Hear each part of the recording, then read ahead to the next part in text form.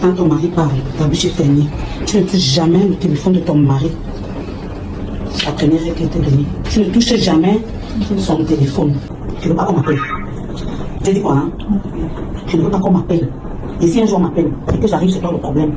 Voilà une maman qui est en train de conseiller sa fille. Hein, voilà le jour de son mariage.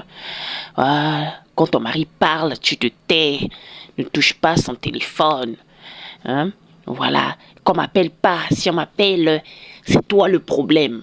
Mesdames, moi j'ai envie de vous dire une chose. Les histoires de foyer, là, on ne peut pas compter sur nos mères. Vraiment, je suis en train de parler à celles qui sont déjà dans les foyers et celles aussi qui veulent entrer dans le foyer. Tu veux entrer dans le foyer, tu ne peux pas compter sur ta mère s'il y a un problème. Tout ce que tu as à faire, c'est de mettre tes genoux par terre et de demander à Dieu de t'accorder la paix. Et tu prends les décisions qui t'arrangent, c'est tout. C'est à nos mamans africaines là, qui ont normalisé la bêtise, qui ont normalisé la merde. Pour elles, c'est normal qu'une femme souffre. Pour elles, c'est normal. Donc, l'homme parle. Et tout ce qu'il dit, tu dis oui et amen. Son téléphone, tu ne touches pas. Donc, il peut être là, avec plein de maîtresses qui ont attrapé peut-être plein d'MST, plein de trucs. Toi, tu n'as pas à le savoir. Tu dois rester là et accepter. Et en cas de problème, c'est toi le problème, oui. Donc, elle met sur la tête de sa fille la réussite du mariage. On ne peut pas compter sur elle.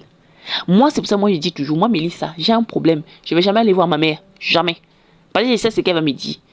Je ne vais jamais aller voir ma mère ou non, mon mari me fait si jamais. Même pas seulement elle, même ses soeurs, tout, jamais. Je vais m'asseoir, je demande à Dieu, Seigneur, j'ai besoin de paix. Et je me lève, je prends mes décisions. Après, je vais les informer. Parce que ça ne sert à rien. Les dames là, jamais vont vous donner raison. Tu peux être là dans un foyer, le mari te bat, hein. Il te bat, il te casse le pied. On va dire, oui, certainement, tu as fait quelque chose.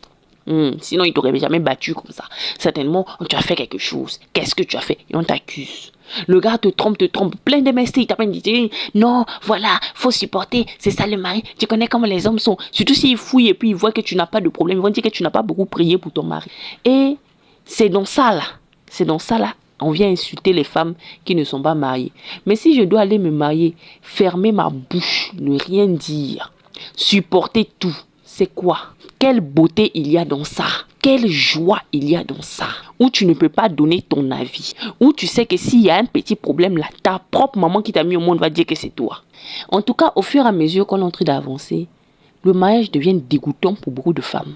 Donc, mesdames, le seul conseil que moi je peux donner à une femme qui soit chez mariée, ma chérie, travaille sur ton indépendance financière, travaille sur ton indépendance émotionnelle et aime-toi toi-même. Et s'il y a une situation, demande l'orientation à Dieu. Parce que tu peux pas demander l'orientation à nos mamans. Elles qui trouvent normal de se faire tabasser. Hein, c'est déplorable et c'est triste, c'est révoltant, ça donne envie de vomir. Parce que même nous qui sommes là, qui avons des maris assez équilibrés et tout, je suis consciente que le jour où mon mari va déraper, personne ne va compatir à ma douleur, au fait. Aussi correcte et aussi droite que je sois, si mon mari dérape aujourd'hui, toute la société va m'accuser. Tout simplement. C'est comme ça. C'est pour cela que je ne demanderai jamais conseil à l'une de nos mamans. Jamais. Je ne demanderai jamais conseil aux grandes sœurs, façon jamais. Moi, j'ai un problème, je demande conseil à Dieu. Et je prends les décisions qui m'arrangent dans la paix. Donc, mesdames, cherchez l'argent, cherchez l'indépendance financière, cherchez l'indépendance émotionnelle et aimez-vous. Tout simplement, aimez-vous. Nos mamans, on ne peut pas avoir confiance en eux. On ne peut pas, c'est-à-dire jamais. Et moi, Mélissa, je suis consciente qu'aujourd'hui, que demain, qu'après-demain, si mon mari fait quelque chose là, je n'ai nulle part où me plaindre. Je n'ai que Dieu.